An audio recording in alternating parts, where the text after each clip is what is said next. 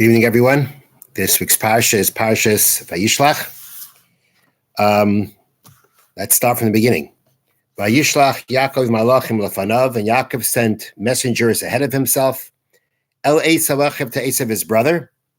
Arts Seir, to land of Seir, stay Edom, the field of Edom. Yaakov is returning to his father in the land of Canaan, land of Canaan, land of Israel. And Yaakov feels that he has to reach out to his brother. He knows his brother has been very angry at him, wanted to kill him. And now Yaakov is looking to at least test the waters and see what his brother's feelings are regarding him. So he sent the messengers to Esav, Vayitzav Esav Leimar, and he commanded them, saying, Koi samru l'Adoni le'Esav. So shall you say to my master, to Esav. Koi amar avdecha Yaakov. So says your servant Yaakov. Im Lavan garti, I have lived with Lavan. And that's where I have remained until now.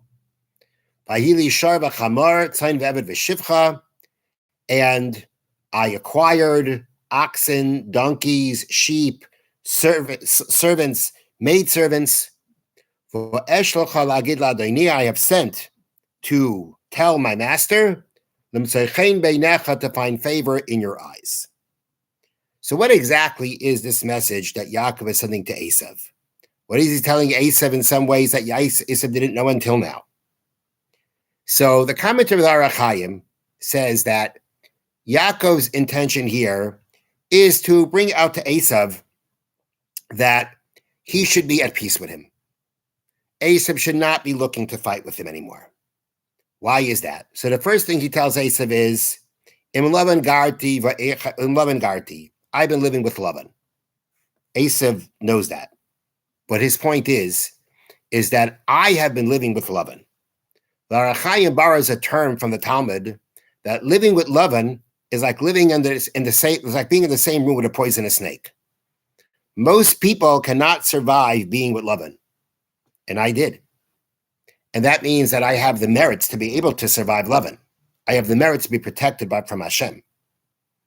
If you think that, well, how long were you by Lavan?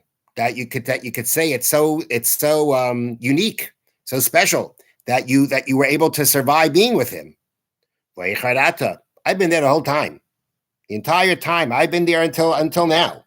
I've been there for a long time. Yaakov was there for 20 years. Now, if Esav will say, yeah, but when you were there, all you were just like a slave. You weren't worth much. You weren't really in his way or anything like that. You were a slave to him. You didn't have much value. And that Yaakov says, no. I acquired a lot when I was there. I became a very wealthy man that I was there. I wasn't just a schlepper. I wasn't just a slave to him. I was my own man. And therefore, I want to now let you know, and I'm sending these messengers to make known to my master to find favor in your eyes. Yes, I have been someone. I became a very wealthy man. And I was able to survive, and I wasn't just a slave by Lavan. I was a someone. Nonetheless, I'm coming to make known to my master. I'm ready to subjugate myself to you.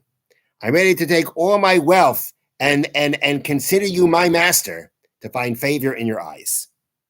So according to the Arach Chaim, the point of Yaakov's message to Esav is that not worth starting up with me. I survived Lavan. If I survived Lavan, I have the merits to be protected. And I survived the entire time. And I became a very wealthy person. I wasn't just a schlepper. I wasn't just a slave to him. I became a very wealthy, independent person. And I want to be at peace with you. And I want to take all that and consider you my master. That's the Arach Chaim's explanation. Now, Rashi says, and Rashi is based on the Midrash, that the message to Esav was as follows. Rashi reads, when he says, Im Lavan garti, I lived with Lavan. The word garti, I sojourned, is not a word that when you say I was living there. Garti means I was a stranger there. I lived there as a stranger. I was a foreigner. I wasn't a regular person there. But Lavan Garti, I lived with Lavan like a stranger. What's the point of that? So Rashi says, that the message of Yaakov to Esav was, I didn't become anything important while I was there. I was an outsider. And therefore, you shouldn't hate me. For the blessing that your father gave me, which was be a master to your brother. It wasn't fulfilled in me. So Yaakov is saying the bracha was have a gevir lachacha, be a master, be an important, esteemed person to your brothers. Nothing like that came about by me. Nothing like that has been fulfilled by me. Yeah, I may be wealthy, but I'm not anything important. I'm not a gevir. I'm not a master. I'm not an officer. I'm not a person of high ranking. And therefore, you have no reason to go ahead and be angry at me because the blessing that our father gave me of be a master to your brother wasn't fulfilled. So it sounds a little strange because sounds like Yaakov is saying to Esav, look, you don't got to be angry at me. You don't have to hate me. Because why do you hate me? Because I got the blessings. They weren't fulfilled anyway. That means that Yaakov is basically saying that Yitzchak's blessings weren't fulfilled. That's not very respectful to his father. To go ahead and say that. So therefore, the commentary of the Gur Aryeh explains that what Yaakov means to say is like this. His idea of what he's trying to say is that when Esav wanted the blessings, and Esav was so upset over the blessings, Esav's hopes were that Yitzchak's blessings would be fulfilled in him. It didn't matter to Esav that, let's say, if he doesn't get those blessings, his descendants. He didn't care about his descendants. That wasn't his consideration. But that wasn't his concern. He was concerned about himself. And when he wanted the blessings from Yitzchak, he wanted those blessings to be fulfilled in him. And therefore, Yaakov is saying, look, if according to the blessings weren't fulfilled in me, they're going to be fulfilled in my descendants. And that doesn't make a difference to you anyway. So why are you hating me? That's Yaakov's point. Not that Yitzchak's blessings won't be fulfilled, but that Yitzchak's blessing may be fulfilled in the descendants of the person who received those blessings, and you're not interested in that. So that's what it meant. I was a ger, I was an outsider there by Lavan. I never became a big, important official. I never became a person of high stature. And therefore, you don't have to hate me, because the blessing that you wanted, which is to be a master, to be a gvir, which you wanted fulfilled in you, didn't happen in me. That means it's meant for our descendants. And descendants you don't care about. So therefore, no reason to hate me. That's how the Gur Aryeh explains this first part of Rashi. Then we have the next part of Rashi. Rashi then says, Davar Acher, another explanation of what was Yaakov saying in Lavan Garti. I live with Lavan. Davar Acher, Garti begematria taryag. We know that the Hebrew alphabet, every letter has a numerical value. And we have something called gematria, numerology, in which we take a word, we figure out the value of the number, the value of the word based on the value per number, and that gives us insight into the words. So Davar Garti, the word Garti in gematria, the numerical value of the word Garti is taryag, 613. The letter, and if you mix up the letters, it comes into taryag. So you have a tuf, which is 400. Resh is 200, Yud is 10, Gimel is 3, total is 613. Familiar number, right? What Yaakov was saying was, I lived with Lavan, meaning to say, Im Lavan garti v'taryag mitzvah shamarti v'loy lamadati v'ma'asav haroyim. I lived with Lavan, garti, I lived with Lavan, and I kept 613, I kept all the mitzvahs of the Torah, even while I was by Lavan, and I didn't learn from his evil ways. That's Yaakov's message. His message is that I lived with Lavan, and I still kept all the mitzvahs of the Torah. And as we know, the Avram, Yitzchak, and Yaakov, our patriarchs, they knew the Torah, they kept the Torah as much was feasible for them. And that's the point that Yaakov is saying to Esav. I may have lived by Lavan, but I still kept all the mitzvahs of the Torah. So the question is, does Esav really care about that? Does Esav really care that Yaakov kept the mitzvahs of the Torah? Esav doesn't care about the Torah. So what's the point of Yaakov telling him that he kept it even by Laban? So I'll share with you two explanations here that are the same point, just coming from a different angle. So the Maharal writes, the fact that Yaakov mentioned to Esav that he kept the 613 mitzvahs even by Laban, the point was to let Esav know that the merit of Torah is going to protect him. And I have my trust in that.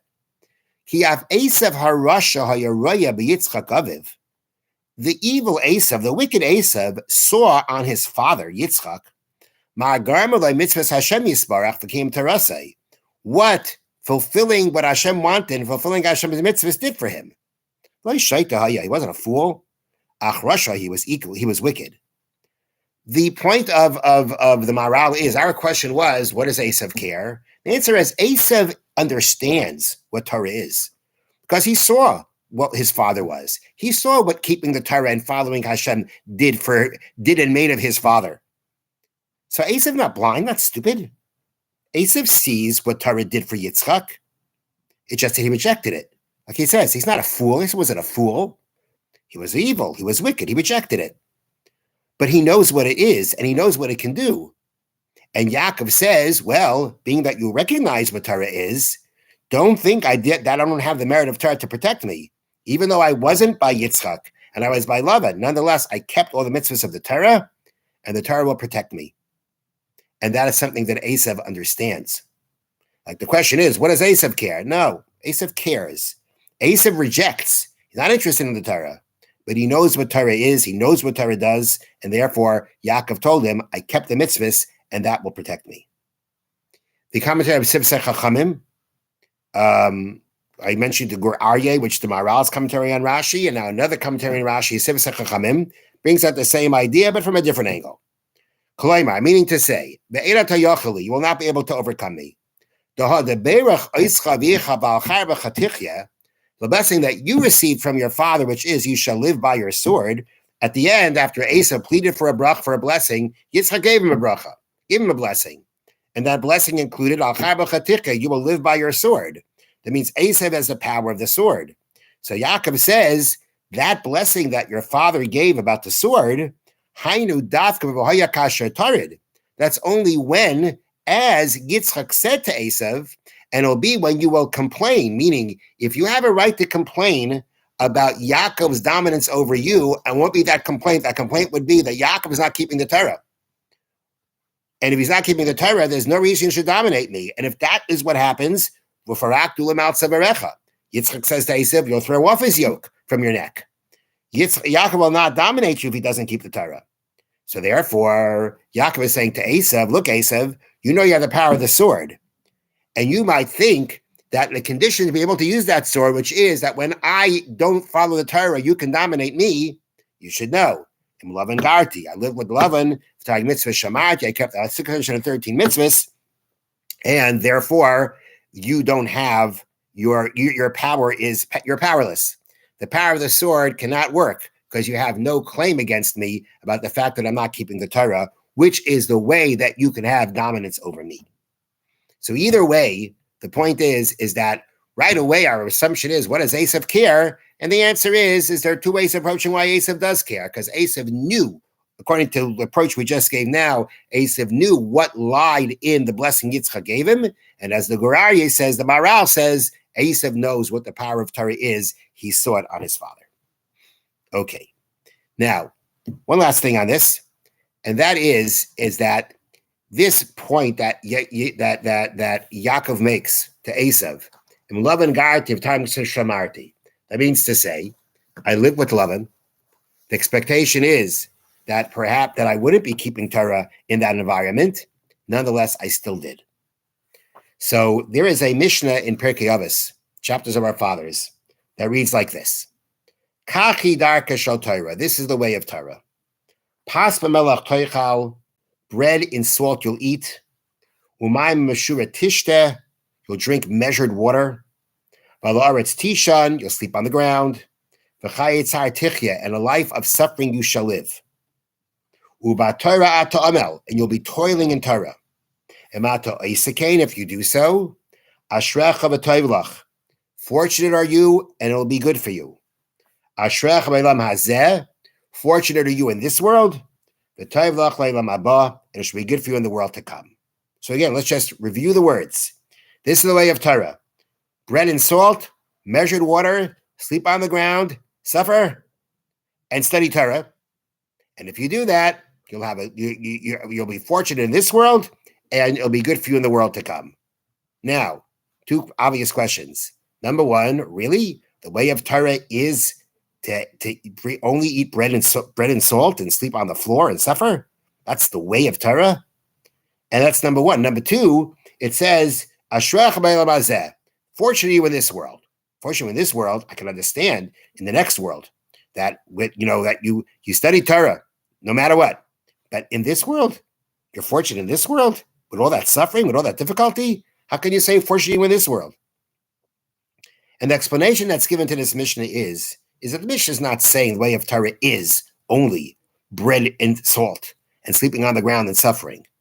The point of the Mishnah is to say this is the way of Torah, that even if your situation is bread and salt, measured water, sleeping on the floor, suffering, even if that is what life has brought you, uba Torah ta'amel, and still you toil in Torah, ashrech v'toivlach, you'll be fortunate for you and it'll be good for you.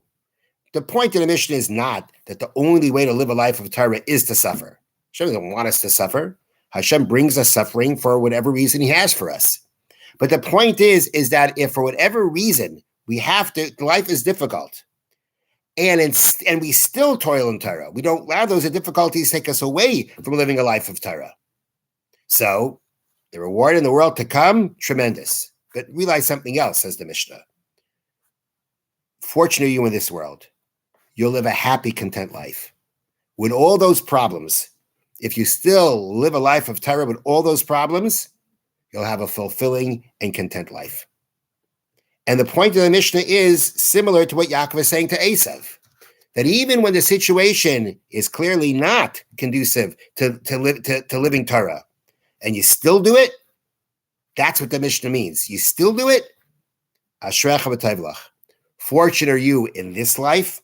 This life will be fulfilling, and you'll be content, and you'll be happy with all the challenges.